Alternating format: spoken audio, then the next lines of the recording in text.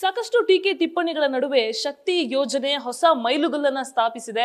ಸಾರಿಗೆ ಇಲಾಖೆಯ ಇತಿಹಾಸದಲ್ಲೇ ಹೊಸ ರೆಕಾರ್ಡ್ ಅನ್ನ ಮಾಡಿದೆ. ಕಾಂಗ್ರೆಸ್ ಸರ್ಕಾರಕ್ಕೆ ಪಂಚ ಗ್ಯಾರಂಟಿಗಳಲ್ಲಿ ಅತಿ ಹೆಚ್ಚು ಯಶಸ್ಸನ್ನ ತಂದುಕೊಟ್ಟಿರುವಂತಹ ಶಕ್ತಿ ಯೋಜನೆಯಲ್ಲಿ ಸಾಕಷ್ಟು ಮಹಿಳಾ ಪ್ರಯಾಣಿಕರು ಪ್ರಯಾಣ ಮಾಡಿದ್ದಾರೆ. ಸುಮಾರು 500 ಕೋಟಿ ಮಹಿಳೆಯರು ಪ್ರಯಾಣ ಮಾಡಿದ್ದು ಇವತ್ತು ಆ ವಿಶೇಷ ದಿನವನ್ನ ವಿಶೇಷವಾಗಿ ಸೆಲೆಬ್ರೇಟ್ ಮಾಡ್ತಾ ಇದ್ದಾರೆ. ಇದ್ರ ಬಗ್ಗೆ ಮಾತನಾಡೋದಕ್ಕೆ ನನ್ನ ಜೊತೆಗೆ ಸಾರಿಗೆ ಸಚಿವರಾಗಿರುವಂತಹ ರಾಮಲಿಂಗಾರೆಡ್ಡಿ ಅವರಿದ್ದಾರೆ. ಅವ್ರನ್ನ ಮಾತನಾಡಿಸ್ತಾ ಹೋಗ್ತೇನೆ. ಸರ್, ಮೊದಲನೇದಾಗಿ ನಿಮಗೆ ಕಂಗ್ರಾಚುಲೇಷನ್ಸ್ ಹೇಳಕ್ ಇಷ್ಟಪಡ್ತೀನಿ. ಯಾಕಂದ್ರೆ ಈ ಯೋಜನೆ ಅನುಷ್ಠಾನ ಆದಾಗಿಂದನೂ ಕೂಡ ಸಾಕಷ್ಟು ಟೀಕೆಗಳಿತ್ತು. ಅದ್ರ ಬಗ್ಗೆ ಎಲ್ಲ ಹೇಳ್ತಾ ಹೋಗೋದಾದ್ರೆ, ಈಗ ಟೀಕೆ ಮಾಡೋರು ಟೀಕೆ ಮಾಡೋದಕ್ಕೆ ಹುಟ್ಟಿರ್ತಾರಮ್ಮ.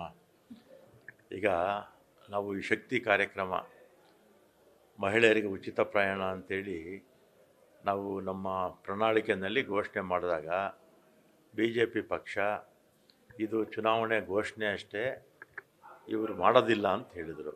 ಆಮೇಲೆ ಚುನಾವಣೆ ಆಯಿತು, ಜನ ನಮಗೆ ಆಶೀರ್ವಾದ ಮಾಡಿದ್ರು.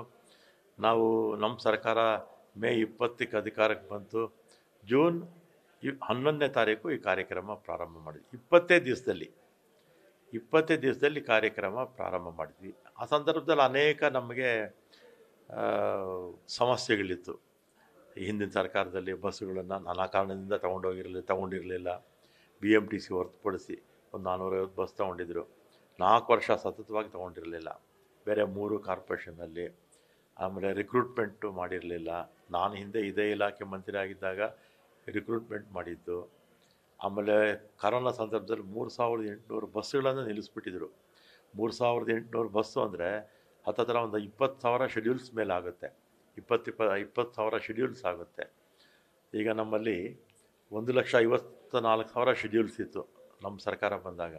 ನಾವು ಅದನ್ನಾಗ ಹೆಚ್ಚುವರಿಯಾಗಿ 22,000-23,000 ಶೆಡ್ಯೂಲ್ಸು ಈಗ ಪ್ರಾರಂಭ ಮಾಡಿದ್ವಿ.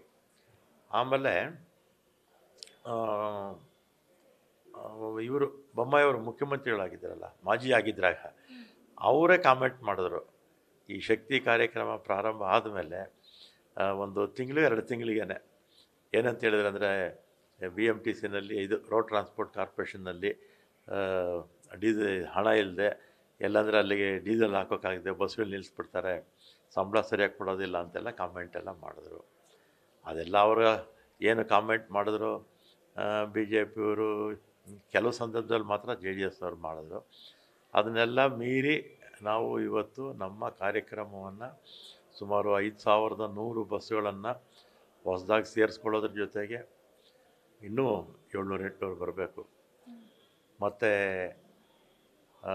9,000 ಜನ ರಿಕ್ರೂಟ್ಮೆಂಟು, 1,000 ಜನ ಅನುಕಂಪದ ಆಧಾರದ ಮೇಲೆ ಕೆಲಸ, ಮತ್ತು ನಿಲ್ಲಿಸಿದ್ದಂಥ 3,800 ಬಸ್ಸುಗಳನ್ನು ಪ್ರಾರಂಭ ಮಾಡಿದ್ದು, ಶೆಡ್ಯೂಲ್ಸು ಜಾಸ್ತಿ ಮಾಡಿದ್ದು.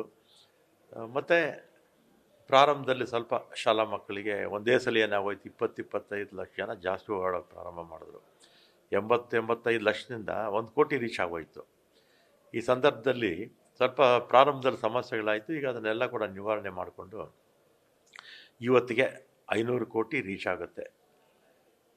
ಮುಖ್ಯಮಂತ್ರಿಗಳ ಮನೆ ಇದೆಯಲ್ಲ, ಅದೇ ರಸ್ತೆಯಲ್ಲಿ ಕುಮಾರಕೃಪಾ ರಸ್ತೆಯಲ್ಲಿ ಬರ್ತಕ್ಕಂಥ ಯಾವುದಾದ್ರು ಒಂದು ಬಸ್ಸಲ್ಲಿ ಅಲ್ಲಿ CM DCM ಬರ್ತಾರೆ. ಇನ್ನು ಯಾರ್ಯಾರು ಬರ್ತಾರೋ ನೋಡೋಣ, ಸಿಟಿ ಮಿನಿಸ್ಟರ್ಸ್ ಎಲ್ಲರನ್ನೂ ಕರೆದಿದ್ದೀವಿ. ಅಲ್ಲಿ ಒಂದು ಬಸ್ಸಲ್ಲಿ ಸಾಂಕೇತಿಕವಾಗಿ ಟಿಕೆಟ್ ಕೊಡ್ತೀವಿ. ಮತ್ತು ಅಲ್ಲಿ ಆ ಟಿಕೆಟ್ ಯಾರಿಗೆ ಕೊಡ್ತೀವೋ ಅವರಿಗೆ ಒಂದು ಮೊಮೆಂಟು, ಶಾಲು, ಹಾರ ಹಾಕಿ ಒಂದು ಗೌರವ ಕೊಡೋದು ಒಂದು. ಆಮೇಲೆ ಇಲ್ಲಿ ಕಟ್ ಮಾಡಿ ಅದು ಇದು ಕನ್ಫ್ಯೂಸ್ ಆಯಿತು. ಮುಖ್ಯಮಂತ್ರಿಗಳ ಮನೆ ಪಕ್ಕದಲ್ಲಿರ್ತಕ್ಕಂಥ ಕುಮಾರಕೃಪಾ ಇದೆಯಲ್ಲಮ್ಮ, ಆ ರಸ್ತೆಯಲ್ಲಿ ಬರ್ತಕ್ಕಂಥ ಒಂದು ಬಸ್ಸಲ್ಲಿ ಮಹಿಳೆಯರಿಗೆ ಒಬ್ಬರಿಗೆ, ಬಸ್ಸಲ್ಲಿರ್ತಕ್ಕಂಥ ಒಬ್ಬ ಮಹಿಳೆಗೆ ಟಿಕೆಟ್ ಕೊಟ್ಟು ಅವರಿಗೆ ಒಂದು ಮೊಮೆಂಟು, ಹಾಲು ಮತ್ತು ಒಂದು ಸೀರೆ ಕೊಟ್ಟು ಗೌರವ ಕೊಡುವಂಥ ಕೆಲಸ ಇವತ್ತು ಮಾಡ್ತೀವಿ.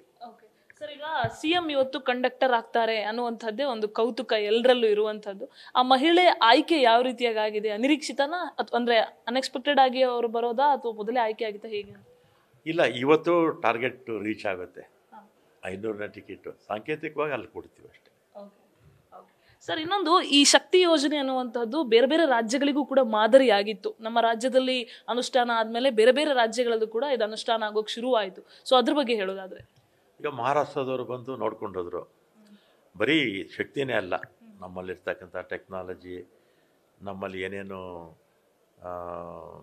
ನಾವು ಹೊಸದಾಗೆಲ್ಲ ಪ್ರಾರಂಭ ಮಾಡಿದ್ದೀವಲ್ಲ, ಈ ಟಿಕೆಟಿಂಗ್ ಇರ್ಬೋದು, ಮತ್ತು ಬ್ರ್ಯಾಂಡಿಂಗು, ಬಸ್ ಬ್ರ್ಯಾಂಡಿಂಗ್ ಇರ್ಬೋದು, ಈ ಥರ ಹಲವು ಹೊಸ ಆವಿಷ್ಕಾರಗಳನ್ನು ನಮ್ಮ ಸಾರಿಗೆ ಸಂಸ್ಥೆಗಳು ಮಾಡಿದೆ. ಅದನ್ನೆಲ್ಲ ಕೂಡ ಮಹಾರಾಷ್ಟ್ರದವರು ನೋಡ್ಕೊಂಡು ಹೋಗಿದ್ರು. ಆಮೇಲೆ ಕೇರಳದಿಂದ ಮಿನಿಸ್ಟ್ರ್ ಬರಲಿಲ್ಲ, ಆಫೀಸರ್ಸ್ ಬಂದಿದ್ದರು. ಮಹಾರಾಷ್ಟ್ರ ಮಿನಿಸ್ಟ್ರೇ ಬಂದಿದ್ದರು.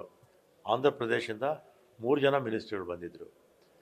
ಅವರ ರಾಜ್ಯದಲ್ಲೂ ಕೂಡ ಪ್ರಾರಂಭ ಮಾಡೋದಕ್ಕೆ ಬರೀ ಶಕ್ತಿ ಅಲ್ಲ, ನಮ್ಮಲ್ಲಿರ್ತಕ್ಕಂಥ ಟೆಕ್ನಾಲಜಿ.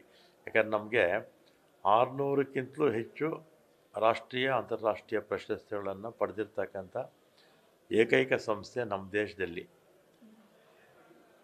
ಅದರಿಂದ ನಾವೇ ಮಾದರಿ. ಅತಿ ಹೆಚ್ಚು ಬಸ್ಸುಗಳನ್ನು ಎರಡನೇದಿರಬೇಕು. ಮಹಾರಾಷ್ಟ್ರ ನಮಗಿಂತಲೂ 1,000 ಬಸ್ ಜಾಸ್ತಿ ಇದೆ. ನಮ್ಮದು 25,000 ಚಿಲ್ಲರೆ ಇದೆ, ಅವ್ರದ್ದು 26 ಚಿಲ್ಲರೆ ಇದೆ. ದೇಶದಲ್ಲಿ ಅತಿ ಹೆಚ್ಚು ಬಸ್ಸುಗಳನ್ನು ಹೊಂದಿರತಕ್ಕಂಥ ಸಂಸ್ಥೆಗಳು ನಮ್ಮ ರಾಜ್ಯದಲ್ಲಿ ಇದೆ. ಸರ್, ಈಗ ಮಹಿಳೆಯರು 500 ಕೋಟಿ ಪ್ರಯಾಣ ಮಾಡ್ತಾ ಇದ್ದಾರೆ. ಪುರುಷರಿಗೆ ಈ ಸಂದರ್ಭದಲ್ಲಿ ಏನಾದರೂ ಗುಡ್ ನ್ಯೂಸ್ ಕೊಡ್ತೀರಾ ಅಂತ ಒಂದಷ್ಟು ಜನ ಕೇಳ್ತಾ ಇದ್ದಾರೆ. ಪುರುಷರಿಗೆ ಏನು ಗುಡ್ ನ್ಯೂಸ್ ಅಂದರೆ, ಶಕ್ತಿ ಕಾರ್ಯಕ್ರಮ, ಮಹಿಳೆಯರಿಗೆ ಉಚಿತ ಪ್ರಯಾಣ. ಮಹಿಳೆಯರಿಗೆ ಯಾರು ಹಣ ಕೊಡೋರು? ಸಂಪಾದನೆ ಮಾಡೋರು ಅವರೇ ಕೊಟ್ಕೊಳ್ಳೋರು. ಅವರ ಮನೆಯವರಿಗೆ ಅವ್ರ ಯಜಮಾನರೇ ಕೊಡಬೇಕಾಗಿತ್ತು ಅಲ್ವಾ? ಅಕ್ಕ ತಂಗಿಯರಿಗೆ ಅವ್ರ ತಂದೆ ಕೊಡಬೇಕಾಗಿತ್ತು, ಅಣ್ಣ ತಮ್ಮಂದ್ರೆ ಕೊಡಬೇಕಾಗಿತ್ತು. ಮಹಿಳೆಯರಿಗೆ ಅವರೇ, ಯಾರು ಸಂಪಾದನೆ ಅಂದರೆ ಕೆಲಸಕ್ಕೆ ಹೋಗದೇ ಇರತಕ್ಕಂಥ ಮಹಿಳೆಯರು, ಗೃಹಲಕ್ಷ್ಮಿಯರು, ಅವ್ರಿಗೆ ಗಂಡಸರೇ ಕೊಡಬೇಕಾಗಿತ್ತಲ್ಲ. ದುಡಿಯೋಂಥವ್ರಿಗೆ ಅವರ ಸಂಪಾದನೆ ಮಾಡ್ಕೊಳ್ಳೋರು, ಬೇರೆಯವ್ರಿಗೆ ಅಲ್ವಾ? ಪರೋಕ್ಷವಾಗಿ ಗಂಡಸರಿಗೆ ಇದು ಪ್ರೋಗ್ರಾಮ್. ಸರ್, ಕೊನೆ ಪ್ರಶ್ನೆ. ಶಕ್ತಿ ಯೋಜನೆ ಆರಂಭ ಆಗಿದ್ದಾಗಿಂದನೂ ಕೂಡ ಒಂದು ಕಾರ್ಡ್ ಬರುತ್ತೆ, ಈ ಥರ ಎಲ್ಲ ಹೇಳಲಾಗ್ತಾ ಇತ್ತು. ಅದ್ರ ಬಗ್ಗೆ ಹೇಳ್ತಾ ಹೋಗೋದಾದ್ರೆ ಸರ್, ಅದು FDನಲ್ಲಿದೆ. ಅದು ಹಿಂದೆ ವರ್ಷಕ್ಕೆ ಮುಂಚೆನೇ ಆಗಬೇಕಾಗಿತ್ತು. ಆಗ ನಮ್ಮ ಒಂದೂವರೆ ವರ್ಷಕ್ಕೆ ಮುಂಚೆನೇ ಆಗಬೇಕಾಗಿತ್ತು. ಈ ಬೆಂಗಳೂರಲ್ಲಿ ಏನಾಗುತ್ತೆ, ಪ್ರತಿದಿನ 40 ಲಕ್ಷ ಜನ ಓಡಾಡ್ತಾರೆ.